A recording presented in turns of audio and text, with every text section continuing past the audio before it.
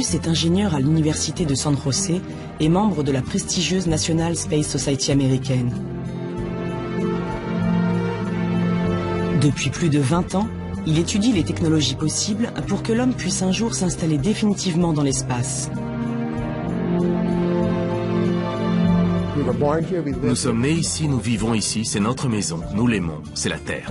Une minuscule planète située à côté d'une étoile insignifiante, au cœur d'une galaxie insignifiante, dans un ensemble de galaxies insignifiants.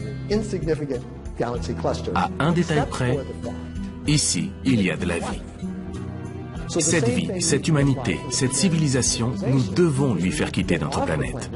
Dans l'espace, la capacité de développement est fantastique. Il n'y a aucune civilisation, aucune culture, pas même de bactéries. Bref, il n'y a rien.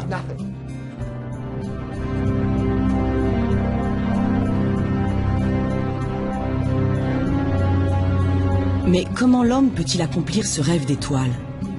Saura-t-il un jour s'extraire de la planète bleue pour s'installer définitivement dans l'espace?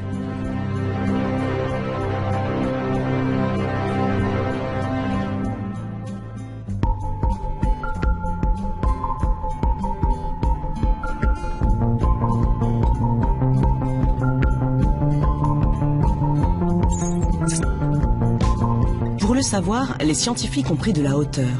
À 400 km au-dessus de nos têtes, l'ISS, la Station spatiale internationale, est un maillon essentiel de la conquête spatiale.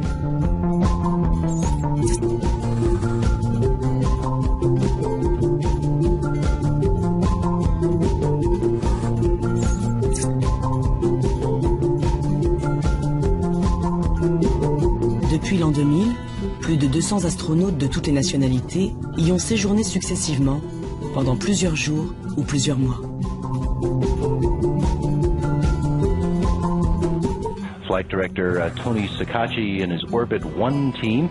L'ISS est en contact permanent avec la Terre et c'est ici, au Texas, que toutes les communications sont établies. Nous sommes au Johnson Space Center, l'un des plus prestigieux centres de la NASA, affecté aux missions spatiales habitées. Jim Broyan est ingénieur spécialiste des systèmes d'habitation.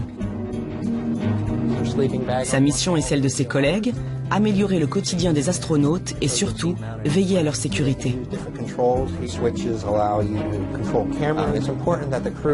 Il est essentiel que l'équipage en orbite et les contrôleurs au sol collaborent étroitement, car cela permet de gagner du temps.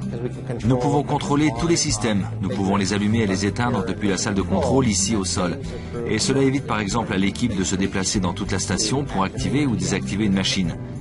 Et s'il y a le moindre problème en orbite, une équipe au sol est prête à partir pour réparer l'appareil.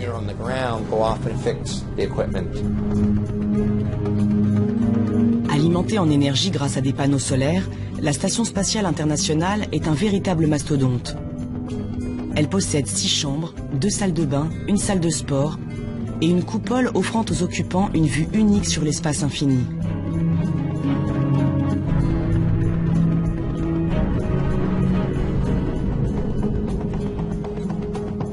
Cette résidence en orbite possède aussi un ingénieux système de recyclage de l'eau. Car à 400 km d'altitude, chaque goutte compte. Envoyer un seul litre d'eau depuis la Terre coûte en effet près de 20 000 €. Nous avons beaucoup d'équipements à bord pour mimer les systèmes naturels dont nous profitons sur Terre. Par exemple, nous avons un système qui capte les eaux usées et la condensation venant des filtres et des climatiseurs. Cette eau est ensuite traitée, puis recyclée en eau potable pour l'équipage. En fait, la station spatiale reproduit en quelque sorte un écosystème terrestre, sauf que nous utilisons des machines pour y parvenir.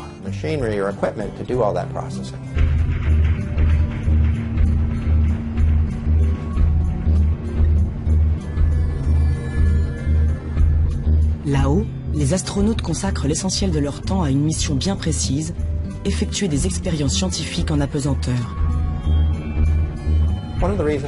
L'une des principales motivations des missions habitées est de comprendre les effets de missions de longue durée sur l'homme, les organismes et les plantes.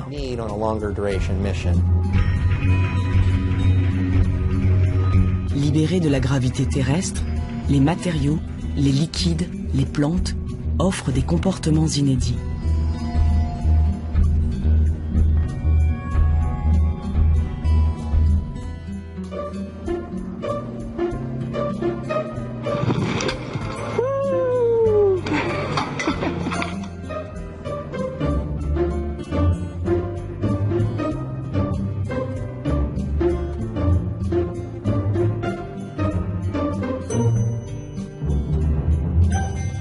Mais dans ce laboratoire de l'espace, les astronautes eux aussi doivent s'adapter.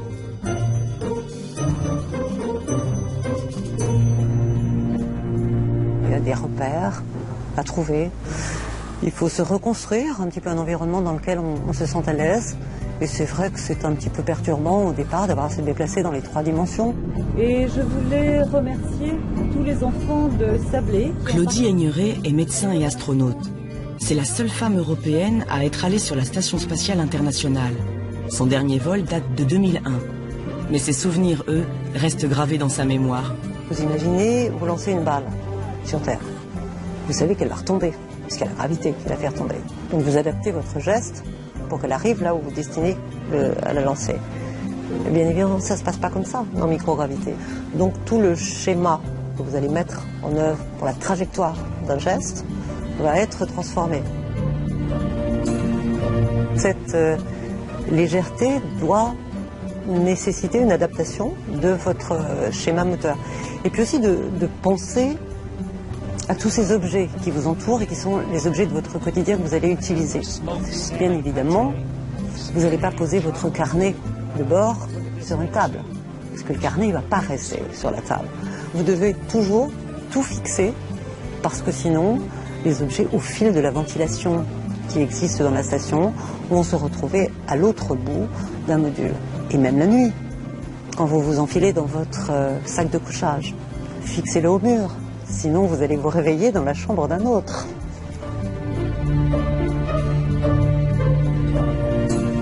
Mais au-delà de cette apparence ludique, l'apesanteur constitue une véritable menace pour les êtres humains.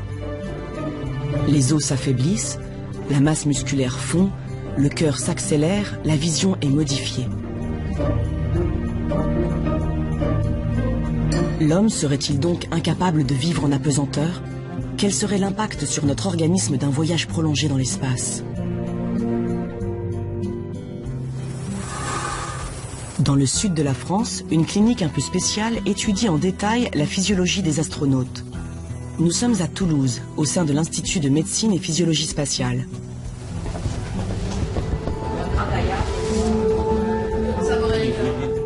Dans les chambres, 12 hommes en parfaite santé sont allongés. Leurs lits sont inclinés vers l'arrière de très exactement 6 degrés. Un angle qui reproduit précisément les effets de l'apesanteur.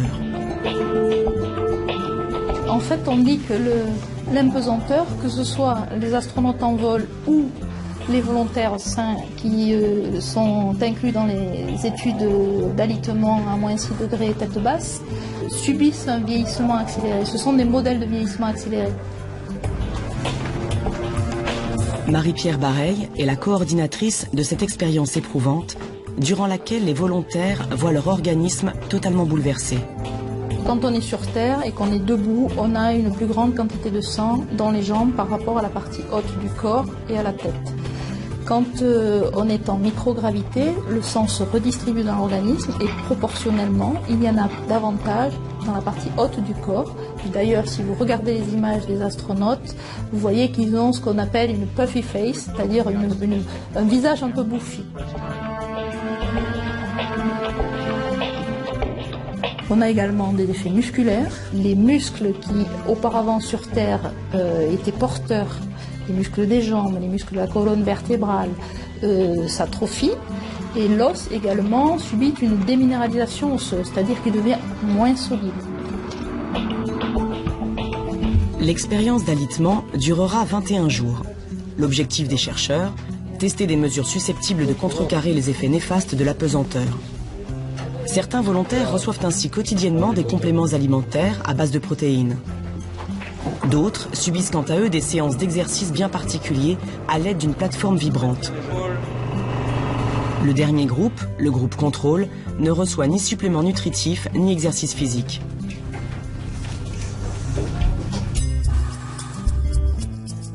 Après 3 semaines la tête en bas, les cobayes se relèvent enfin. Les premières observations se révèlent alors encourageantes. Bruno appartient au groupe contrôle et ses retrouvailles avec la gravité sont pour le moins difficiles.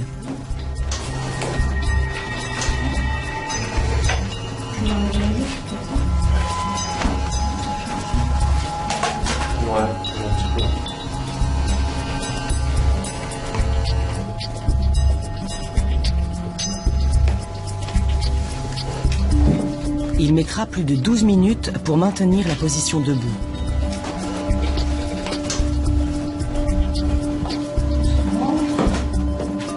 Patrick, en revanche, a utilisé quotidiennement la plateforme vibrante et a reçu des rations protéinées. Son corps semble ainsi avoir conservé bien plus de tonicité. Super. Ouais. Bon, je t'apprends rien en disant que t'as changé un petit peu, hein, au niveau musculaire. Hein. Pour évaluer précisément l'efficacité de ces deux méthodes, les scientifiques réalisent ensuite une longue série de tests. Biopsie, prélèvement sanguin, scanner, test d'équilibre. L'état des muscles et des os de chaque participant est étudié dans ses moindres détails.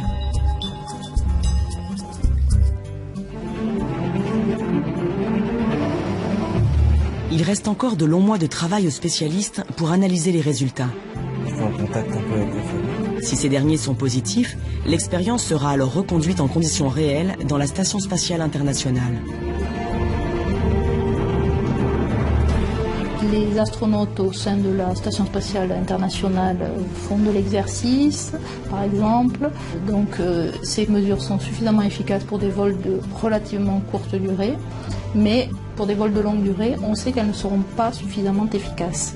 Donc les agences spatiales sont toujours à la recherche de la contre-mesure ou de la combinaison de contre-mesures qui permettra de maintenir les astronautes en bonne santé pour des longues missions. Pour l'heure, personne ne sait combien de temps le corps humain peut supporter les conditions d'apesanteur. Mais dans l'espace, un danger encore plus grand menace la vie des astronautes. Il s'agit du rayonnement cosmique. Ce flux de particules circulant dans le vide intersidéral est capable de pénétrer au cœur même des cellules et de détruire notre ADN. Sur Terre, le champ magnétique de notre planète nous protège de ces rayons nocifs. Mais lors d'un séjour d'à peine 6 mois à bord de l'ISS, le corps des astronautes reçoit une dose équivalente à plus de 600 radios des poumons. Alors, avant d'organiser un voyage de plus longue durée, un voyage plus loin de la Terre et de son environnement protecteur, les scientifiques du monde entier tentent de trouver le moyen de protéger les hommes.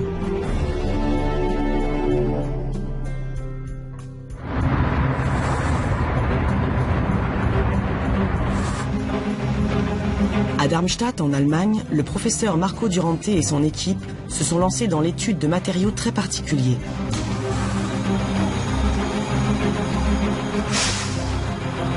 Du sable strictement identique à celui qui existe sur la Lune et sur Mars. Et si ces répliques de sable martien et lunaire l'intéressent au plus haut point, c'est parce qu'ils considèrent qu'un jour, l'homme pourra les utiliser pour coloniser l'espace. Si vous vous rendez sur la Lune ou sur Mars, vous trouverez ces matériaux partout. Et vous pourrez donc les utiliser pour construire des maisons. La question à laquelle nous essayons de répondre, c'est: est-ce que des abris fabriqués avec de tels matériaux nous permettraient de vivre en sécurité? C'est vraiment la grande question.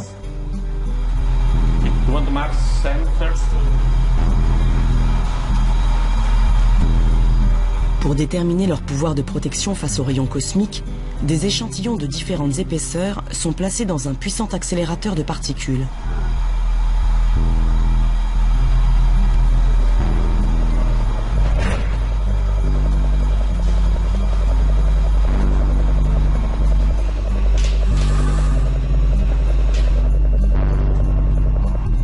This is fine, but the problem is that I think it's going to slow.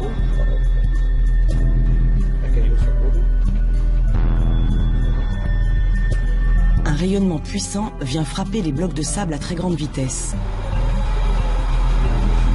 Sur les écrans de contrôle, les scientifiques analysent alors le pouvoir de blocage de chaque échantillon.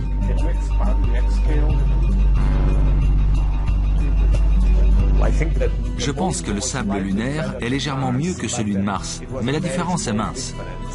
En tout cas, les deux matériaux sont meilleurs que l'aluminium, qui est beaucoup utilisé dans les vaisseaux spatiaux, mais constitue un très mauvais bouclier.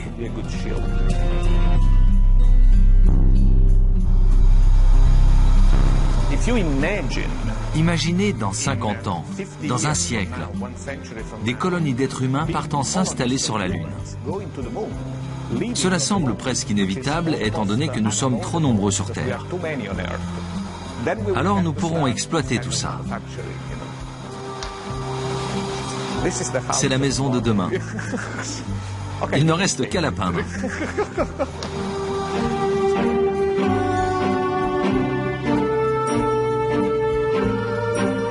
Mais bâtir des maisons sur la Lune et sur Mars ne représente pour l'heure qu'un scénario de science-fiction.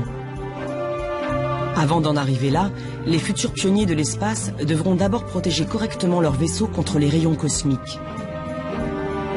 Et en la matière, les roches testées par le professeur Duranté présentent un sérieux inconvénient. La masse pose problème, c'est trop lourd. Dans l'espace, chaque kilo transporté coûte des millions de dollars. En fait, le meilleur matériau par unité de masse est l'hydrogène liquide. Mais évidemment, on ne peut pas construire un bouclier en hydrogène liquide. Donc on doit trouver d'autres solutions qui soient à la fois pratiques et efficaces. Pour l'heure, aucun des nombreux matériaux testés ne s'est montré à la fois léger et parfaitement protecteur. En attendant de trouver mieux, les scientifiques utilisent donc de l'aluminium et du polyéthylène, un type de plastique pour bloquer une partie des rayons. À l'intérieur des navettes spatiales et de la station internationale, les dégâts sur l'organisme des astronautes sont ainsi limités au maximum. Mais nul ne sait si ces blindages seraient suffisants pour un séjour beaucoup plus long dans le vide spatial.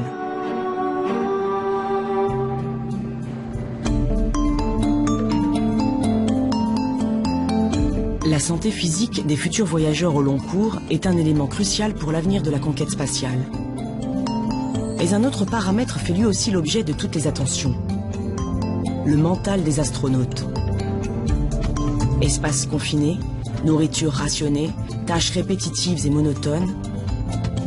Là-haut, les conditions de vie sont parfois difficiles et la psychologie de l'équipage est mise à rude épreuve. Les équipages qui fonctionnent très bien, ce sont des équipages où il y a un très bon esprit d'équipe et que tout le monde se partage les tâches et tout le monde aide l'un et l'autre. Frank De Veen a effectué 2 séjours à bord de la Station spatiale internationale. En 2002, le premier d'entre eux dura seulement 12 jours. Mais 7 ans plus tard, il fut nommé commandant de l'ISS et s'envola dans l'espace pour une durée de 6 mois. Si on vit avec 6 personnes dans un huis clos pendant 6 mois, il y a toujours des tensions d'un côté ou d'un autre qui vont arriver, mais il faut les gérer et ça c'est aussi la tâche du commandant de bord. Donc nous on a tout géré entre nous-mêmes et vis-à-vis du sol, on était un équipage parfait, on était naturellement, aussi devant la caméra on était un équipage parfait, mais comme c'est toujours les équipages parfaits, il y a quand même des petites choses à gauche et à droite.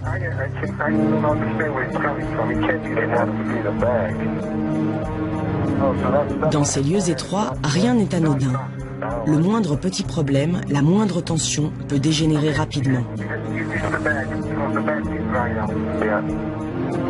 Pour limiter les risques au maximum, les astronautes sont donc soigneusement sélectionnés, non seulement pour leurs compétences techniques, mais aussi pour leur capacité à travailler dans des situations d'urgence. Je sens plein d'eau à l'arrière de ma tête, mais je crois pas que ça vienne d'une fuite. J'ai du mal à dire ce que c'est, mais ça ressemble à de l'eau. Ah oui. Je la vois sortir. Nous recherchons des personnalités adaptées.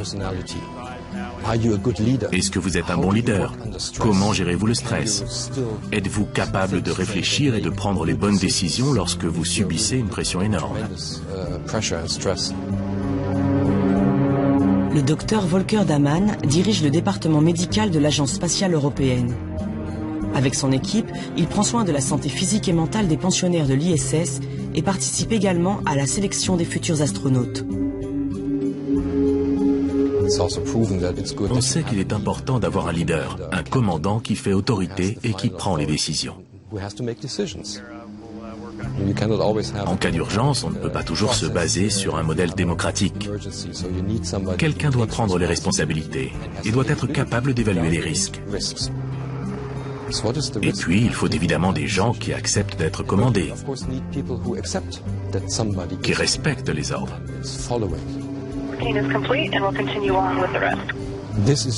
C'est ce genre d'équilibre que nous recherchons pendant les sélections et les entraînements.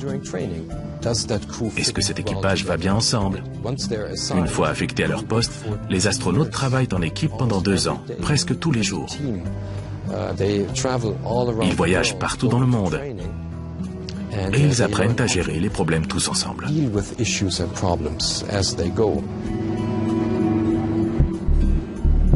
Pour optimiser la cohésion entre les membres d'un équipage, une autre question s'est longtemps posée, celle de la mixité. Les hommes et les femmes sauraient-ils cohabiter sans heurts dans un vaisseau spatial? La mixité dans l'espace est-elle un atout ou bien une source supplémentaire de difficultés? Pendant de nombreuses années, les agences spatiales russes ont quasiment fermé la porte du ciel aux femmes. Mais aujourd'hui, leur présence, même pour des séjours de longue durée, n'est presque plus remise en question. Dans un équipage mixte, il y a cette relation à l'autre avec toute cette attention qu'on peut porter à être habillé, lavé, rasé, propre, à faire attention à la façon dont on se déplace, qu'on envoie quelque chose. C'est vrai qu'il y avait ces relations sociétales qui étaient, je pense, de plus fine qualité dans un équipage mixte, tout simplement. Et ça apporte aussi quelque chose dans la convivialité. Ça se passait d'une façon peut-être plus décontractée, plus harmonieuse, avec moins de tension. Mais je pense que cette relation dans la diversité des hommes et des femmes est quelque chose d'intéressant sur ces missions avec des environnements un petit peu extrêmes.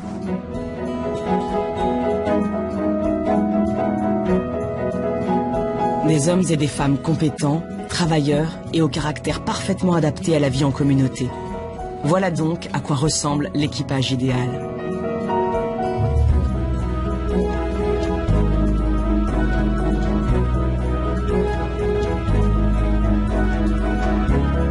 Et pour maintenir le moral au plus haut sur une longue période, l'emploi du temps des astronautes doit lui aussi être soigneusement étudié.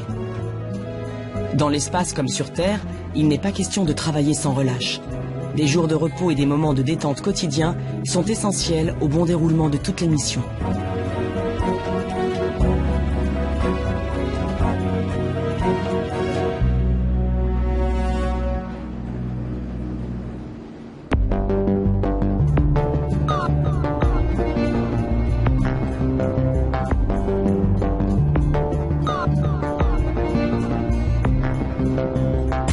Ces images d'astronautes en apesanteur ont sans nul doute contribué à l'engouement du public pour l'espace. Aujourd'hui, nombreux sont les terriens qui rêvent de faire comme eux, voler et profiter d'une vue imprenable sur notre planète.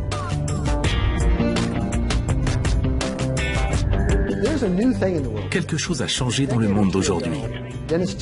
Il y a 10 ou 20 ans,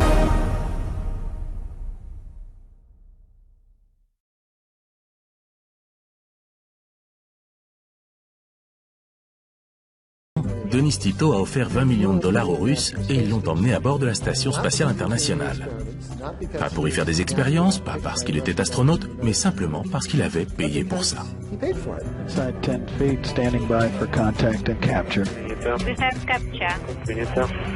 Il a adoré.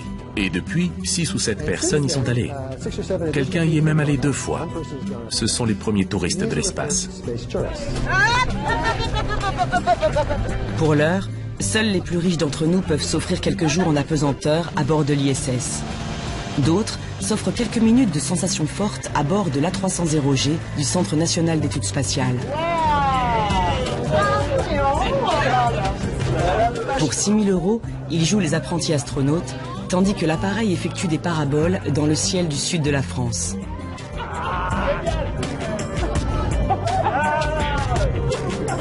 Mais le tourisme spatial n'en est qu'à ses balbutiements. Depuis quelques années, Plusieurs entreprises privées sont d'ailleurs entrées dans l'aventure aux côtés des agences nationales. Leur objectif, démocratiser l'accès à l'espace et même le transformer en lieu de villégiature.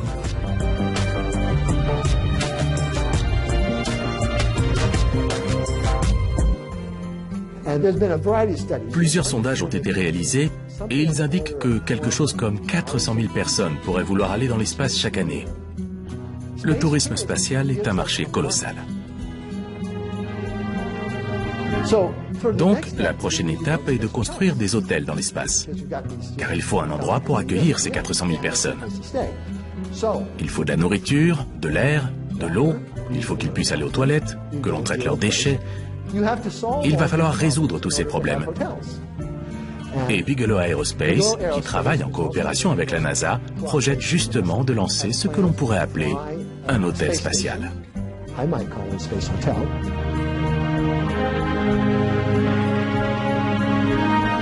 Ce projet de la société Bigelow Aerospace et de la NASA a été baptisé BEAM. Son principe, accrocher un module gonflable de 4 mètres sur 3 à la Station spatiale internationale. Il permettra alors d'élargir l'espace vital de la station et surtout de tester la faisabilité d'un autre projet encore plus fou, la création d'un véritable hôtel gonflable en orbite autour de la Terre.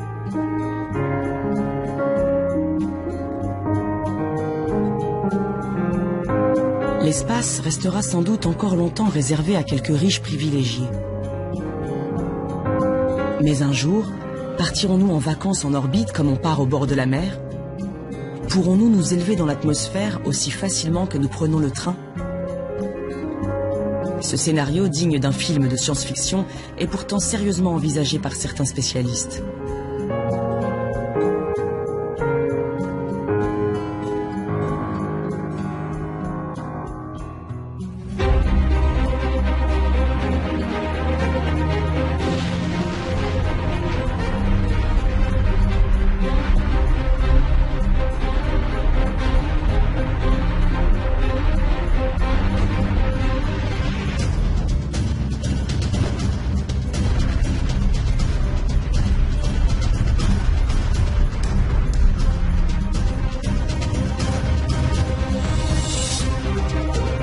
Mais tandis que certains rêvent d'une vue imprenable sur la planète bleue, d'autres envisagent d'aller encore plus loin.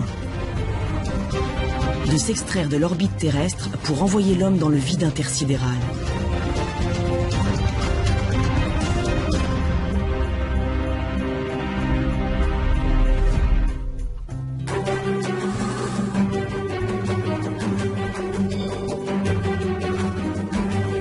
Dans les locaux de la NASA, un nouveau vaisseau spatial est en cours de fabrication.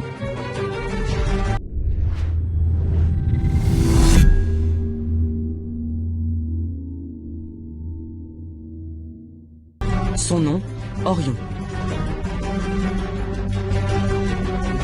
Sa mission, envoyer l'homme sur la Lune et même peut-être au-delà jusqu'à la planète Mars ou vers les confins de notre système solaire. La station spatiale est un immense laboratoire. Mais en matière d'exploration, nous voulons aller bien au-delà. Nous voulons aller jusqu'à la Lune et plus loin dans le système solaire. Mais pour ça, il nous faut un vaisseau qui fasse des choses différentes et nous permette de voyager sur de longues distances.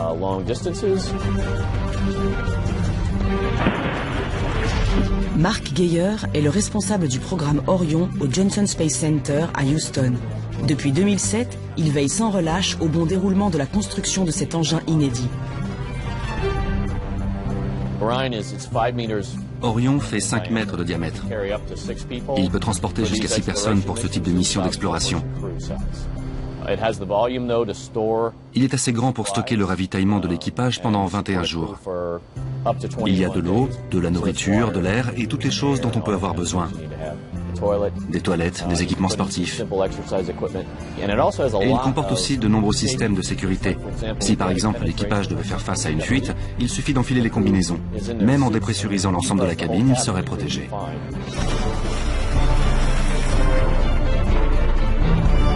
Le vaisseau Orion sera un véritable bijou de technologie. Capable de fonctionner en pilote automatique tout au long de son trajet, doté d'un bouclier thermique et de protection contre les rayons cosmiques, il pourra accueillir un équipage pendant près d'1 mois en toute autonomie. Son premier vol d'essai non habité est programmé en 2014. Il emmènera des hommes contourner la Lune en 2020.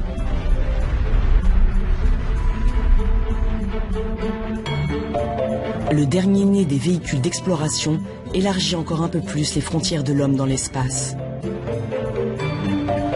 Pour moi, Orion marque le début de l'exploration des destinations lointaines comme les astéroïdes, la Lune ou Mars. Ensuite, il faudra des espaces de vie plus grands pour que les équipages puissent rester plus longtemps dans l'espace. Mais pour l'instant, nous devons déjà réussir à aller sur place, à transporter un équipage et à mener des expériences. Et pour ça, Orion représente un premier pas important.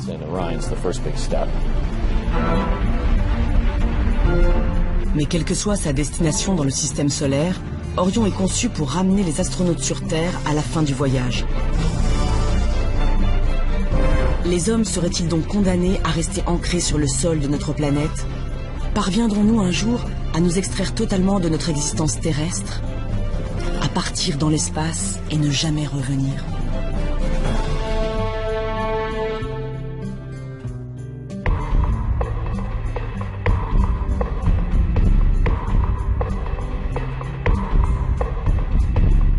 À bord de la station internationale, il existe des systèmes de recyclage de l'eau. Mais les astronautes dépendent exclusivement de la Terre, car dans l'espace, nourriture, eau et oxygène ne sont pas accessibles. Mais si les hommes s'envolaient pour une mission lointaine et de longue durée, comment feraient-ils? Pour un voyage de 100 jours avec un équipage de 6 personnes, il faudrait emporter plus de 3 tonnes de nourriture et d'eau. Une quantité phénoménale qu'aucun vaisseau spatial n'est aujourd'hui capable d'embarquer.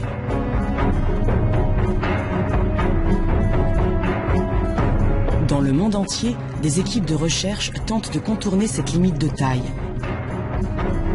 L'objectif, s'extraire de la dépendance de la Terre en reconstituant un véritable écosystème miniature embarqué.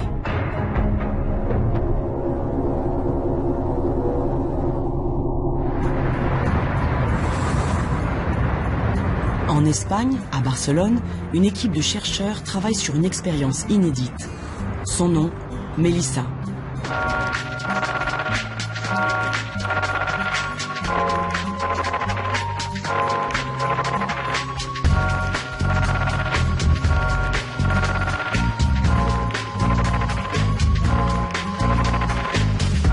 Bonjour Vanessa, tout se passe bien?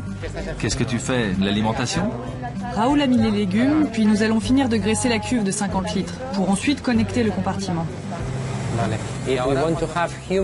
Si nous voulons que l'homme vive dans l'espace, surtout pendant une longue durée, alors nous devrons garantir ses besoins vitaux, sans dépendre seulement de ravitaillements venus de la Terre. C'est ce que nous appelons le concept Melissa.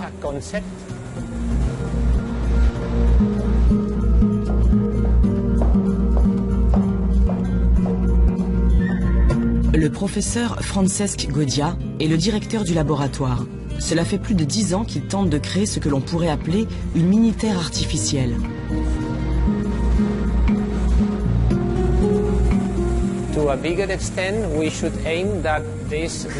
À terme, notre objectif est de rendre ce système autonome et durable pour qu'il recycle différents éléments. C'est en fait ce que l'on observe au sein des écosystèmes terrestres.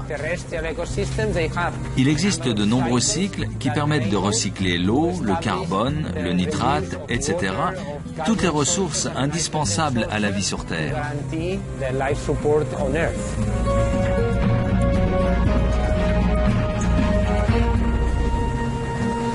Ce support de vie, comme l'appellent les scientifiques, se présente ainsi. Une série de cuves hermétiquement closes sont reliées entre elles par des canalisations.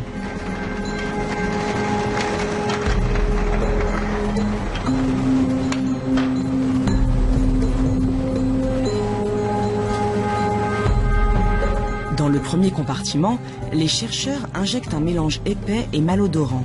Il s'agit de déchets alimentaires, d'urine et d'excréments humains. À l'intérieur de la cuve, une population de bactéries entre en action et décompose peu à peu la matière organique.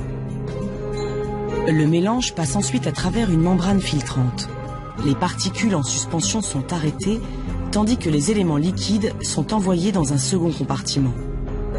Là, ils subissent de nouvelles transformations chimiques grâce à d'autres bactéries spécialisées. Les déchets sont ainsi progressivement transformés en nitrates et en sels minéraux, des molécules qui constituent les nutriments de base de tous les végétaux. Le processus de recyclage s'achève dans un dernier compartiment appelé bioréacteur. À l'intérieur, des microalgues qui assimilent toutes ces molécules nutritives.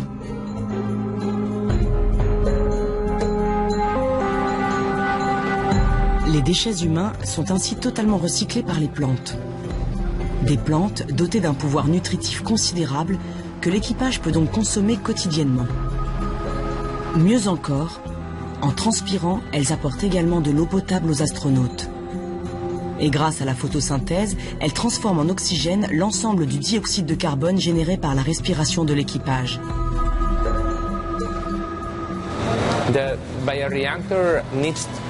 Évidemment, le bioréacteur doit contenir un espace, un volume, où l'on peut introduire de la lumière.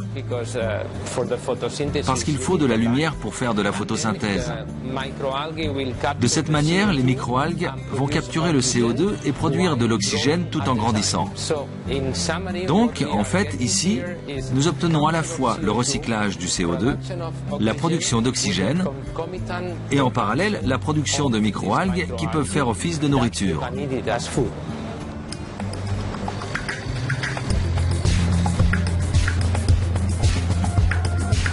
Le système Melissa constitue ainsi un circuit clos et parfaitement autonome. Les astronautes peuvent respirer, boire et s'alimenter, et les déchets qu'ils produisent sont recyclés en oxygène et en nourriture à l'infini.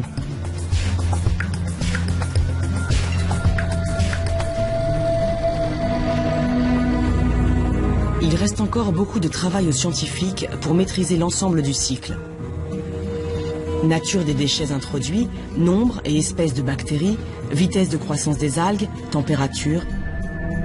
Chaque paramètre doit être parfaitement contrôlé, car le moindre défaut de fonctionnement risquerait de priver les hommes de nourriture ou d'oxygène.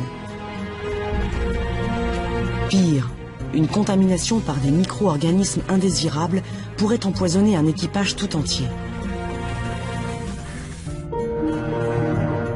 D'ici quelques années, le système Melissa sera testé en conditions réelles à bord de l'ISS. Et si les résultats sont concluants, les hommes pourront alors voyager dans l'espace sans jamais avoir à se ravitailler sur Terre.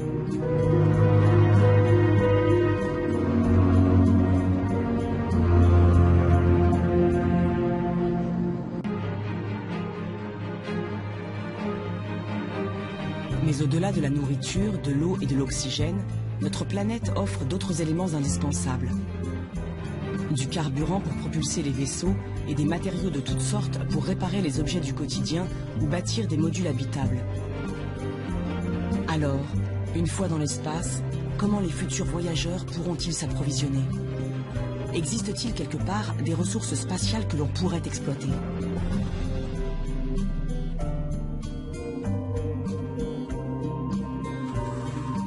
What will tomorrow look like? Our world is at its limits. And yet we all want more. And why not? Why shouldn't the future be better than today? But where will it come from? Simple.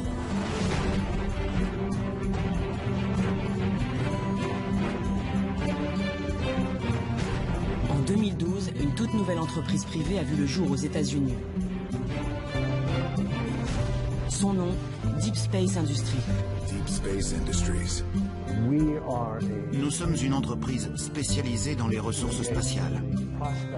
Nous recherchons, étudions, exploitons et utilisons les ressources de toutes sortes.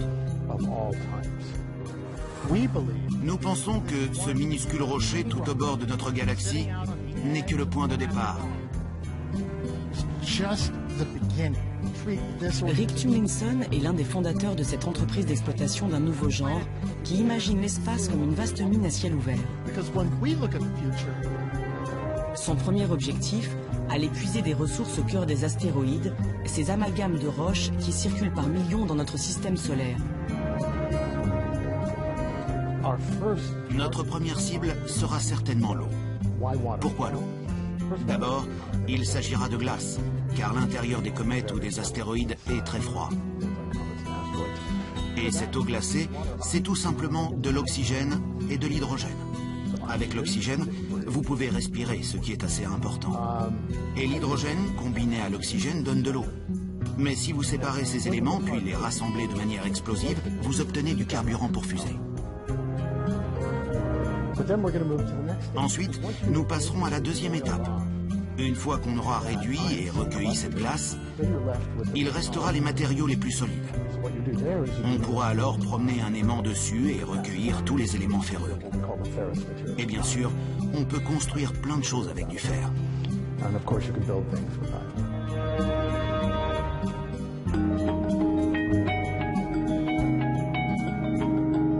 Du carburant, de l'eau, du fer et même d'autres métaux comme le nickel, l'or ou le platine. Pour Deep Space Industries, les astéroïdes représentent une manne sans égale. D'ici 2015, Rick Tumlinson et ses collègues prévoient d'envoyer un premier vaisseau explorer les astéroïdes les plus proches de la Terre. Mais leur objectif ultime est d'y implanter des usines d'extraction et des raffineries pour pouvoir ravitailler en continu les vaisseaux spatiaux passant à proximité. Les astéroïdes deviendraient alors de véritables stations-service de l'espace. Vous imaginez ce qu'il se serait passé lors de l'expansion de la civilisation en Amérique du Nord? Si nous avions dû apporter avec nous tout ce dont nous avions besoin, rien n'aurait été possible. Il faut apprendre à exploiter les ressources disponibles là où on se trouve et à les transformer en matériaux utiles. Comme Deep Space Industries, plusieurs sociétés privées se sont lancées dans une vaste collecte de fonds pour mener à bien cette entreprise invraisemblable et exploiter les ressources naturelles venues de l'espace. Dans plusieurs décennies, les hommes pourront peut-être alors voguer indéfiniment dans le vide intersidéral et avoir tout ce dont ils ont besoin presque à portée de main. Certains spécialistes entrevoient même la possibilité d'un voyage sans retour, d'une installation définitive de l'humanité ailleurs que sur Terre.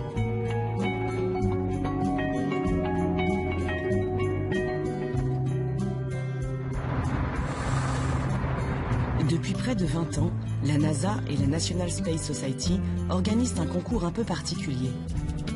Un concours de colonie spatiale.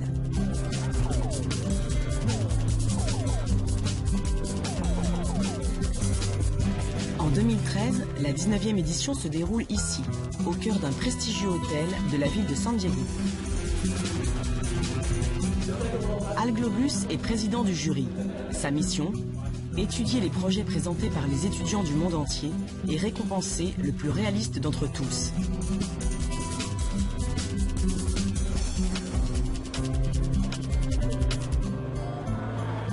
Une colonie spatiale est un endroit dans l'espace où nous pourrons vivre et élever nos enfants.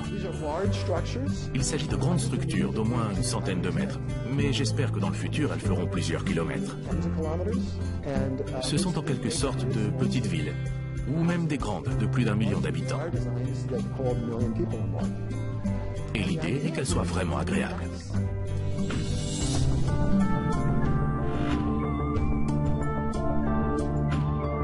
Au-delà du simple concours rassemblant des centaines d'étudiants imaginatifs, le concept de colonie spatiale est sérieusement envisagé par de nombreux spécialistes. Mais même pour Al Globus, le principal promoteur de ces infrastructures étonnantes, de tels projets ne risquent pas de voir le jour avant bien longtemps. Les gens demandent souvent quand les premières colonies spatiales verront le jour. La réponse est que nous n'en savons rien, car tout dépend de la manière dont nous y travaillerons.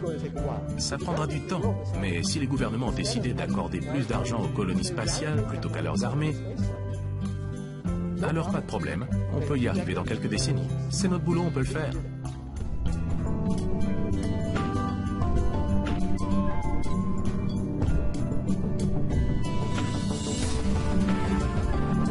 Les colonies spatiales sont pour l'heure plus un rêve qu'une réalité. Mais malgré les défis colossaux qui restent à relever, les spécialistes sont unanimes. L'homme ira un jour explorer l'univers et vivra de plus en plus loin, très loin de la Terre.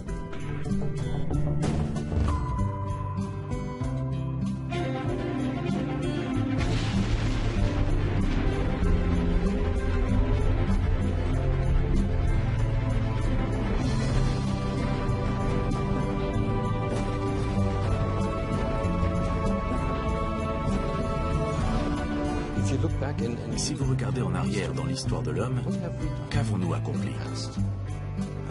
Je pense qu'il est naturel que nous cherchions à aller plus loin que notre petite planète, que nous essayions de la quitter, d'explorer l'univers. Pourquoi des gens escaladent-ils l'Everest? Ou plongent-ils sans oxygène? C'est un défi, et l'humanité va le relever.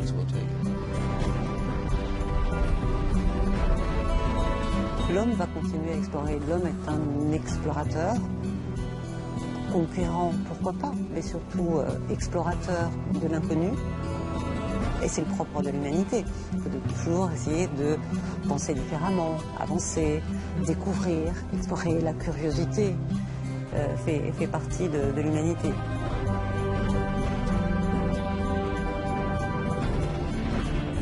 Nous avons besoin d'endroits où l'homme peut essayer de nouvelles choses. Et c'est ce que représente vraiment l'espace. Il n'existe plus de lieu sur Terre où l'on pourrait lancer une nouvelle civilisation, qui ne soit déjà la propriété de quelqu'un ou placée sous une autre juridiction, ou encore dont l'appropriation ne menacerait pas l'existence d'une population. Il n'y a que l'espace. Poussée par une soif insatiable de connaissances et de découvertes, l'humanité s'apprêterait donc à élargir les frontières de son existence. Un jour, l'homme pourrait alors devenir une toute nouvelle espèce. Une espèce interstellaire.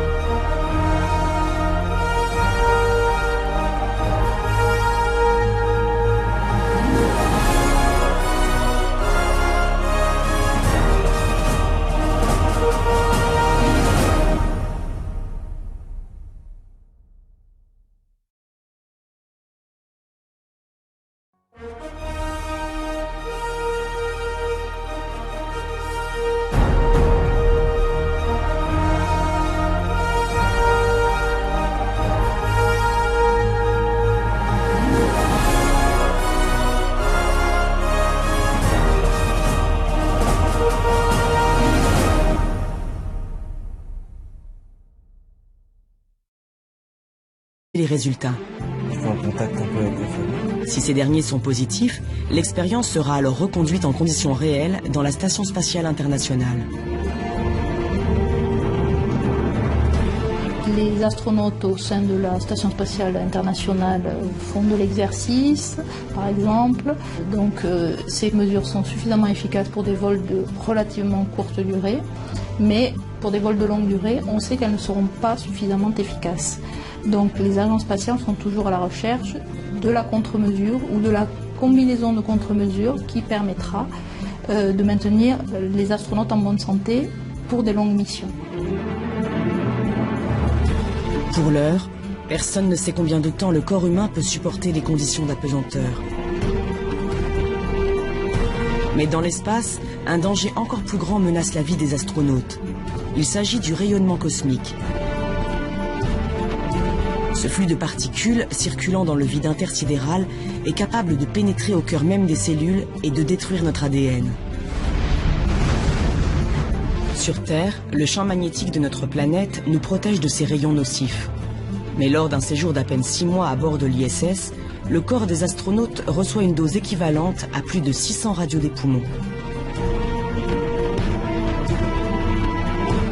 Alors, avant d'organiser un voyage de plus longue durée, un voyage plus loin de la Terre et de son environnement protecteur, les scientifiques du monde entier tentent de trouver le moyen de protéger les hommes.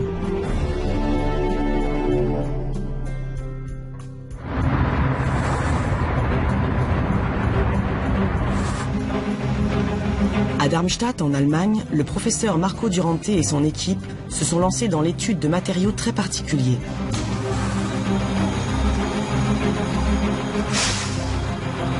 Du sable strictement identique à celui qui existe sur la Lune et sur Mars. Et si ces répliques de sable martien et lunaire l'intéressent au plus haut point, c'est parce qu'ils considèrent qu'un jour, l'homme pourra les utiliser pour coloniser l'espace. Si vous vous rendez sur la Lune ou sur Mars, vous trouverez ces matériaux partout. Et vous pourrez donc les utiliser pour construire des maisons. La question à laquelle nous essayons de répondre, c'est: est-ce que des abris fabriqués avec de tels matériaux nous permettraient de vivre en sécurité? C'est vraiment la grande question.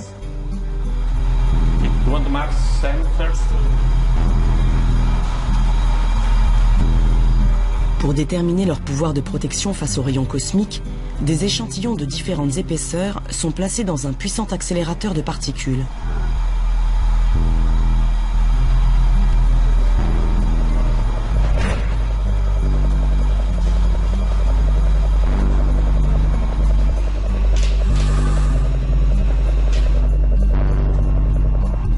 This is fine, but the problem is that I think it's going to slow.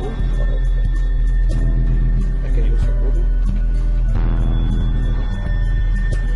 Un rayonnement puissant vient frapper les blocs de sable à très grande vitesse. Sur les écrans de contrôle, les scientifiques analysent alors le pouvoir de blocage de chaque échantillon.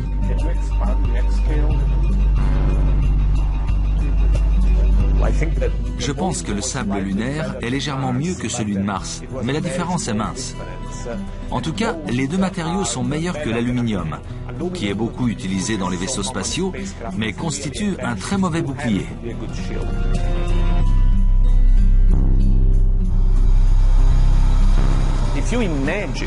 Imaginez dans 50 ans, dans un siècle, des colonies d'êtres humains partant s'installer sur la Lune. Cela semble presque inévitable étant donné que nous sommes trop nombreux sur Terre. Alors nous pourrons exploiter tout ça. C'est la maison de demain. Il ne reste qu'à la peindre.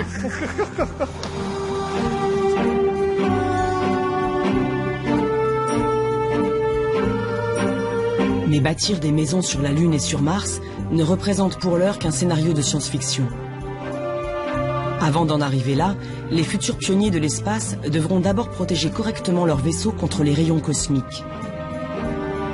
Et en la matière, les roches testées par le professeur Durante présentent un sérieux inconvénient. La masse pose problème, c'est trop lourd. Dans l'espace, chaque kilo transporté coûte des millions de dollars. En fait, le meilleur matériau par unité de masse est l'hydrogène liquide. Mais évidemment, on ne peut pas construire un bouclier en hydrogène liquide.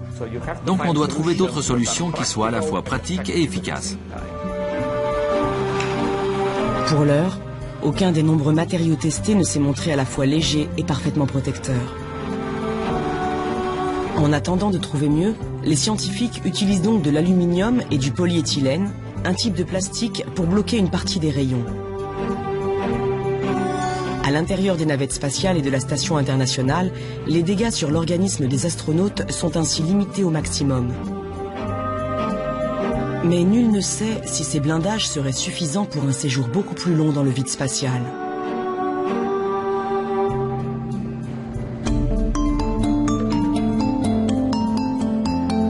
La santé physique des futurs voyageurs au long cours est un élément crucial pour l'avenir de la conquête spatiale.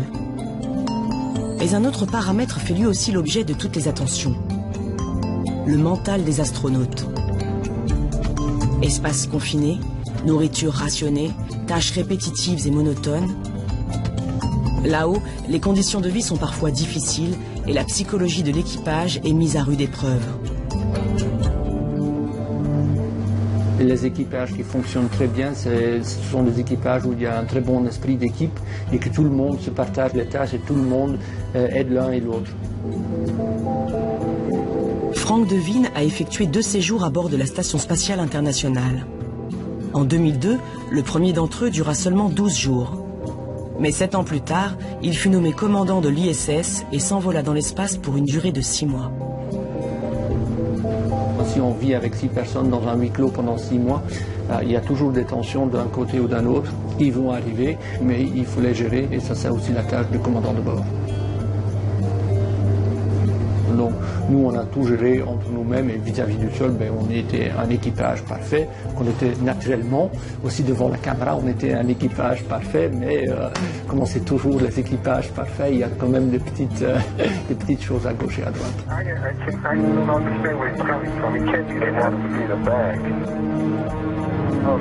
Dans ces lieux étroits, rien n'est anodin. Le moindre petit problème, la moindre tension peut dégénérer rapidement. Pour limiter les risques au maximum, les astronautes sont donc soigneusement sélectionnés, non seulement pour leurs compétences techniques, mais aussi pour leur capacité à travailler dans des situations d'urgence.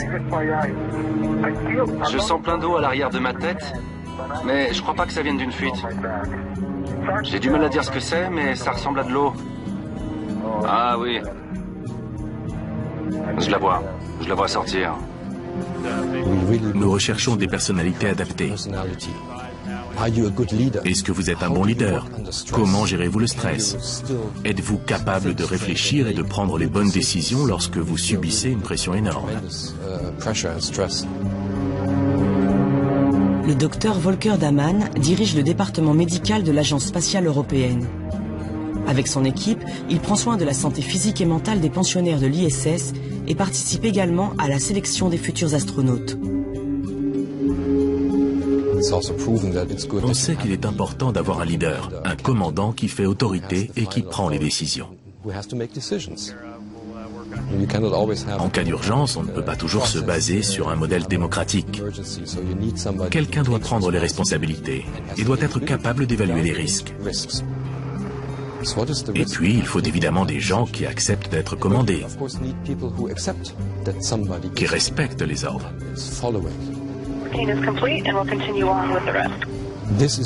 C'est ce genre d'équilibre que nous recherchons pendant les sélections et les entraînements. Est-ce que cet équipage va bien ensemble? Une fois affectés à leur poste, les astronautes travaillent en équipe pendant 2 ans, presque tous les jours. Ils voyagent partout dans le monde et ils apprennent à gérer les problèmes tous ensemble.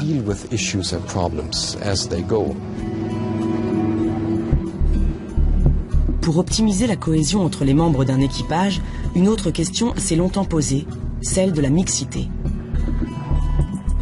Les hommes et les femmes sauraient-ils cohabiter sans heurts dans un vaisseau spatial? La mixité dans l'espace est-elle un atout ou bien une source supplémentaire de difficultés? Pendant de nombreuses années, les agences spatiales russes ont quasiment fermé la porte du ciel aux femmes. Mais aujourd'hui, leur présence, même pour des séjours de longue durée, n'est presque plus remise en question. Dans un équipage mixte, il y a cette relation à l'autre avec toute cette attention qu'on peut porter à être habillé, lavé, rasé, propre, à faire attention à la façon dont on se déplace, qu'on envoie quelque chose. C'est vrai qu'il y avait ces relations sociétales qui étaient, je pense, de plus fine qualité dans un équipage mixte, tout simplement. Et ça apporte aussi quelque chose dans la convivialité. Ça se passait d'une façon peut-être plus décontractée, plus harmonieuse, avec moins de tension. Et je pense que cette relation dans la diversité des hommes et des femmes est quelque chose d'intéressant sur ces missions avec des environnements un petit peu extrêmes.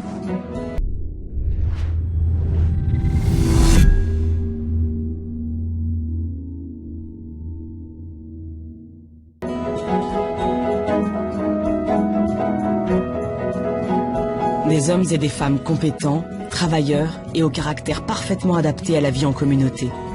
Voilà donc à quoi ressemble l'équipage idéal.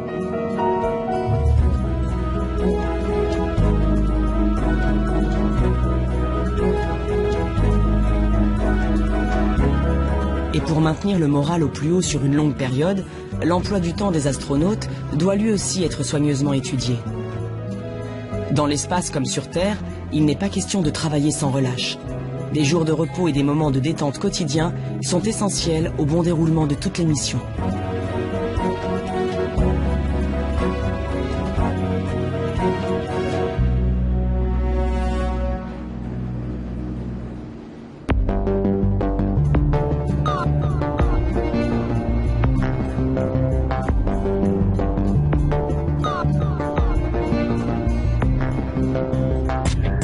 Ces images d'astronautes en apesanteur ont sans nul doute contribué à l'engouement du public pour l'espace. Aujourd'hui, nombreux sont les terriens qui rêvent de faire comme eux, voler et profiter d'une vue imprenable sur notre planète.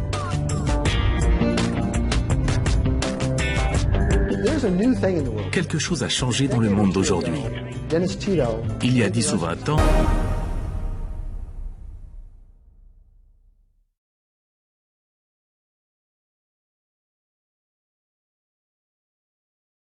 Denis Tito a offert 20 millions de dollars aux Russes et ils l'ont emmené à bord de la Station spatiale internationale. Pas pour y faire des expériences, pas parce qu'il était astronaute, mais simplement parce qu'il avait payé pour ça.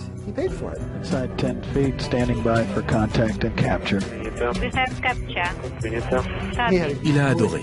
Et depuis, 6 ou 7 personnes y sont allées. Quelqu'un y est même allé 2 fois. Ce sont les premiers touristes de l'espace. Pour l'heure, seuls les plus riches d'entre nous peuvent s'offrir quelques jours en apesanteur à bord de l'ISS. D'autres s'offrent quelques minutes de sensations fortes à bord de l'A300G du Centre national d'études spatiales. Pour 6 000 €, ils jouent les apprentis astronautes, tandis que l'appareil effectue des paraboles dans le ciel du sud de la France.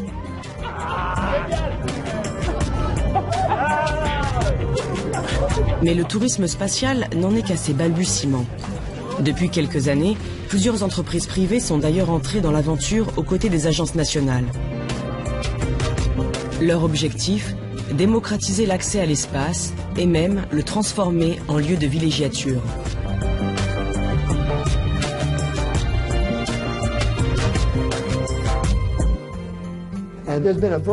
Plusieurs sondages ont été réalisés et ils indiquent que quelque chose comme 400 000 personnes pourraient vouloir aller dans l'espace chaque année.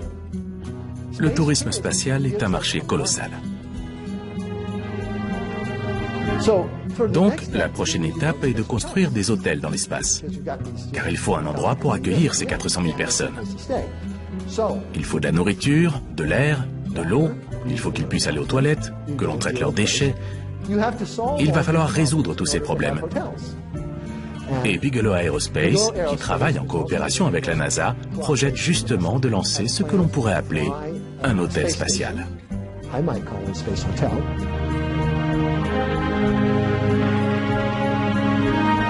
Ce projet de la société Bigelow Aerospace et de la NASA a été baptisé BEAM. Son principe, accrocher un module gonflable de 4 mètres sur 3 à la Station spatiale internationale. Il permettra alors d'élargir l'espace vital de la station et surtout de tester la faisabilité d'un autre projet encore plus fou, la création d'un véritable hôtel gonflable en orbite autour de la Terre.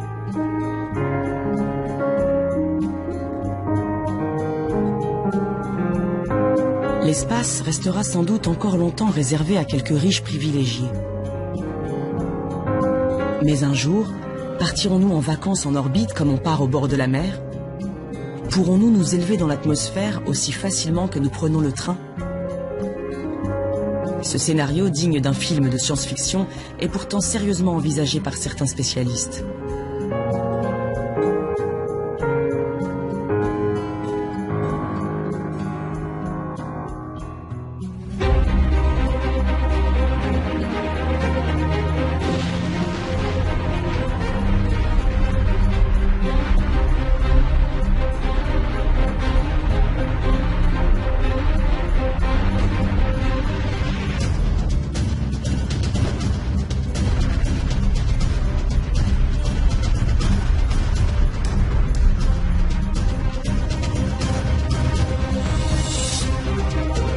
Mais tandis que certains rêvent d'une vue imprenable sur la planète bleue, d'autres envisagent d'aller encore plus loin. De s'extraire de l'orbite terrestre pour envoyer l'homme dans le vide intersidéral.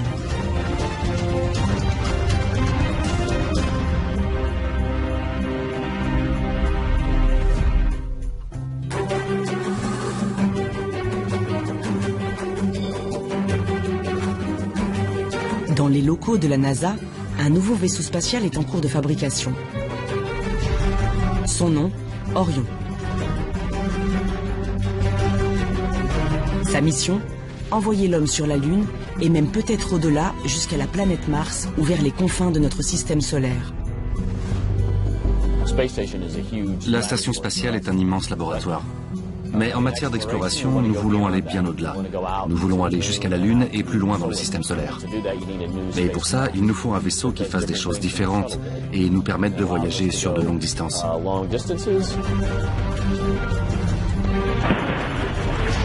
Mark Geyer est le responsable du programme Orion au Johnson Space Center à Houston.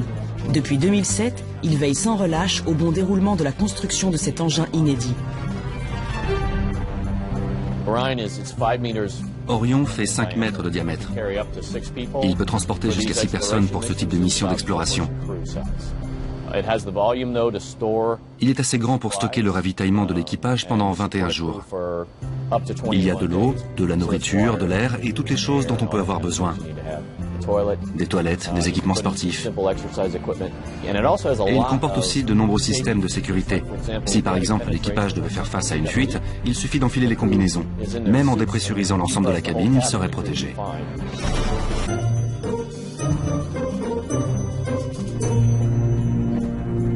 Il y a des repères à trouver. Il faut se reconstruire un petit peu un environnement dans lequel on se sent à l'aise. Et c'est vrai que c'est un petit peu perturbant au départ d'avoir à se déplacer dans les 3 dimensions.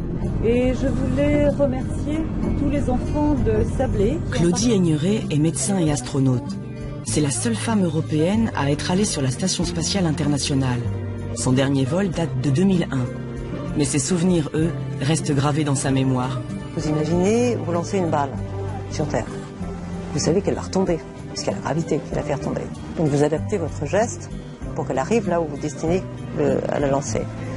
Et bien évidemment, ça ne se passe pas comme ça en microgravité. Donc tout le schéma que vous allez mettre en œuvre pour la trajectoire d'un geste va être transformé. Cette légèreté doit nécessiter une adaptation de votre schéma moteur. Et puis aussi de penser à tous ces objets qui vous entourent et qui sont les objets de votre quotidien que vous allez utiliser. Bien évidemment, vous n'allez pas poser votre carnet de bord sur une table, parce que le carnet ne va pas rester sur la table. Vous devez toujours tout fixer, parce que sinon, les objets au fil de la ventilation qui existe dans la station vont se retrouver à l'autre bout d'un module. Et même la nuit, quand vous vous enfilez dans votre sac de couchage, fixez-le au mur. Sinon, vous allez vous réveiller dans la chambre d'un autre.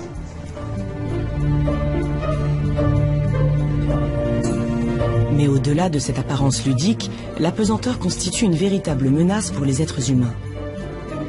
Les os s'affaiblissent, la masse musculaire fond, le cœur s'accélère, la vision est modifiée. L'homme serait-il donc incapable de vivre en apesanteur ?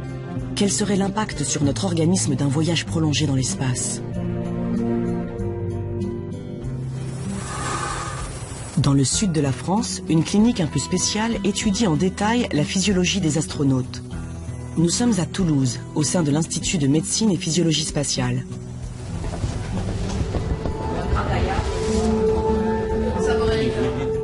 Dans les chambres, 12 hommes en parfaite santé sont allongés.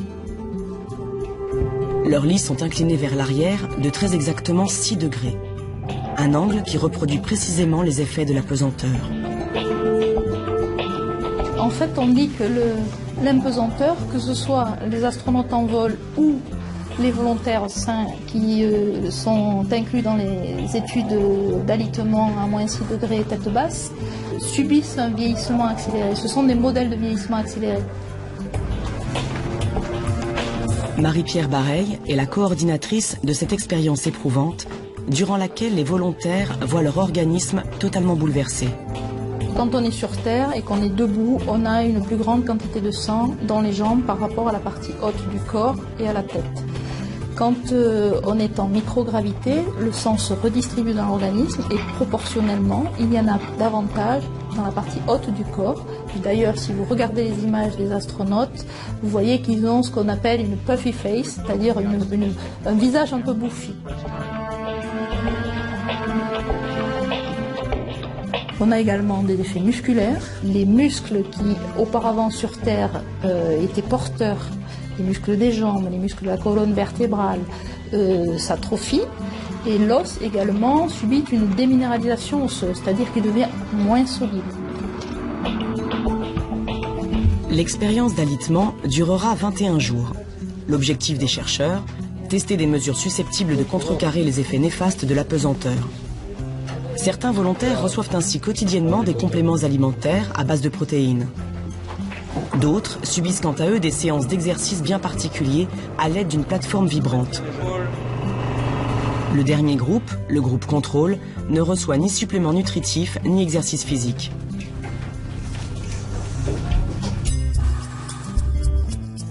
Après 3 semaines la tête en bas, les cobayes se relèvent enfin. Les premières observations se révèlent alors encourageantes. Bruno appartient au groupe contrôle et ses retrouvailles avec la gravité sont pour le moins difficiles.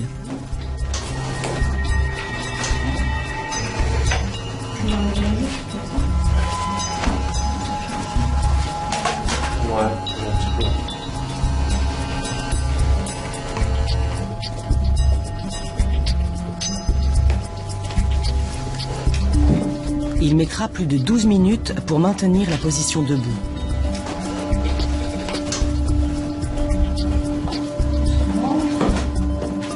Patrick, en revanche, a utilisé quotidiennement la plateforme vibrante et a reçu des rations protéinées. Son corps semble ainsi avoir conservé bien plus de tonicité. Super. Ouais. Bon, je t'apprends rien en disant que t'as changé un petit peu, hein, au niveau musculaire. Hein. Pour évaluer précisément l'efficacité de ces deux méthodes, les scientifiques réalisent ensuite une longue série de tests. Biopsie, prélèvement sanguin, scanner, test d'équilibre.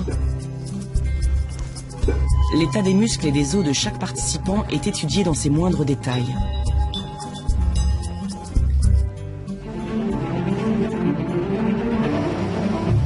Il reste encore de longs mois de travail aux spécialistes pour analyser.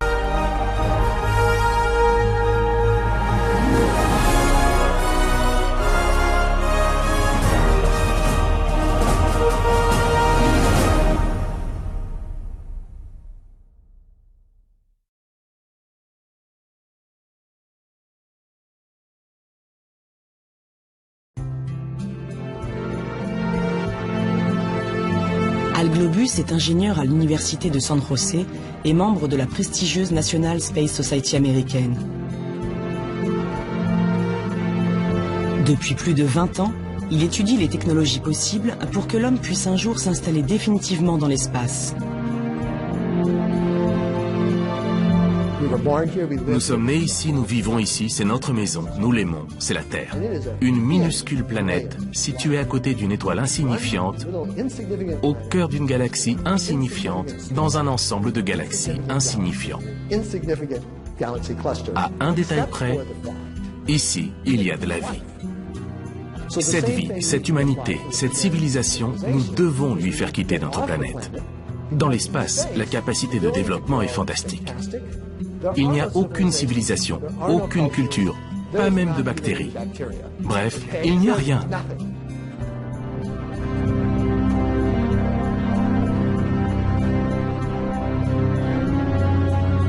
Mais comment l'homme peut-il accomplir ce rêve d'étoile? Saura-t-il un jour s'extraire de la planète bleue pour s'installer définitivement dans l'espace?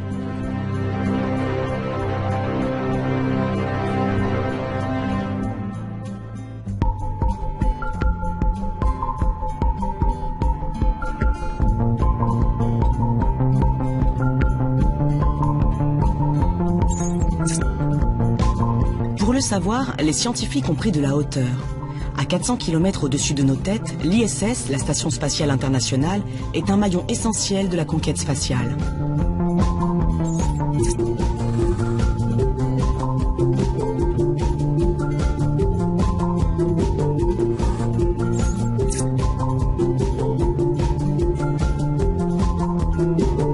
Depuis l'an 2000, plus de 200 astronautes de toutes les nationalités y ont séjourné successivement pendant plusieurs jours ou plusieurs mois.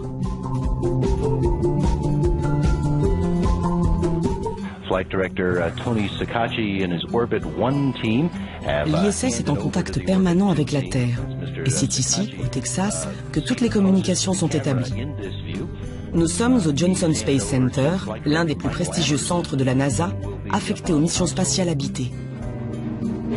Jim Broyan est ingénieur spécialiste des systèmes d'habitation. Sa mission est celle de ses collègues, améliorer le quotidien des astronautes et surtout veiller à leur sécurité. Il est essentiel que l'équipage en orbite et les contrôleurs au sol collaborent étroitement, car cela permet de gagner du temps. Nous pouvons contrôler tous les systèmes, nous pouvons les allumer et les éteindre depuis la salle de contrôle ici au sol. Et cela évite par exemple à l'équipe de se déplacer dans toute la station pour activer ou désactiver une machine. Et s'il y a le moindre problème en orbite, une équipe au sol est prête à partir pour réparer l'appareil.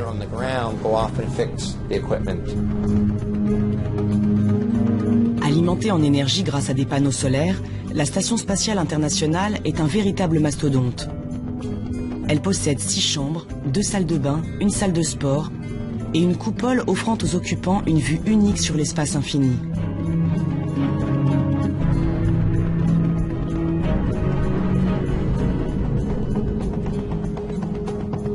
Cette résidence en orbite possède aussi un ingénieux système de recyclage de l'eau.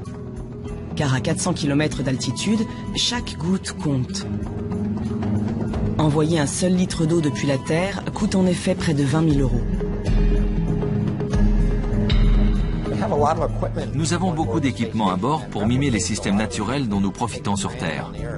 Par exemple, nous avons un système qui capte les eaux usées et la condensation venant des filtres et des climatiseurs.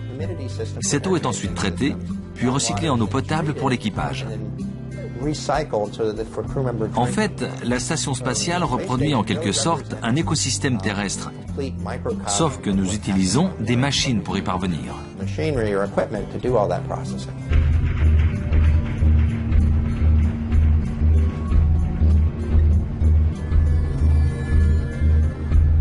Là-haut, les astronautes consacrent l'essentiel de leur temps à une mission bien précise, effectuer des expériences scientifiques en apesanteur. L'une des principales motivations des missions habitées est de comprendre les effets de missions de longue durée sur l'homme, les organismes et les plantes.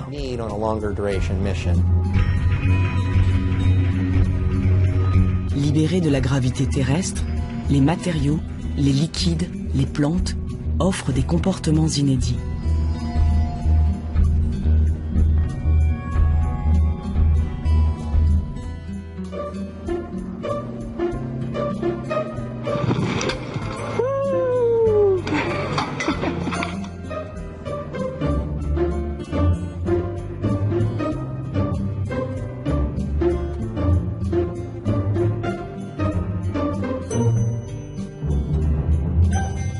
Mais dans ce laboratoire de l'espace, les astronautes eux aussi doivent s'adapter.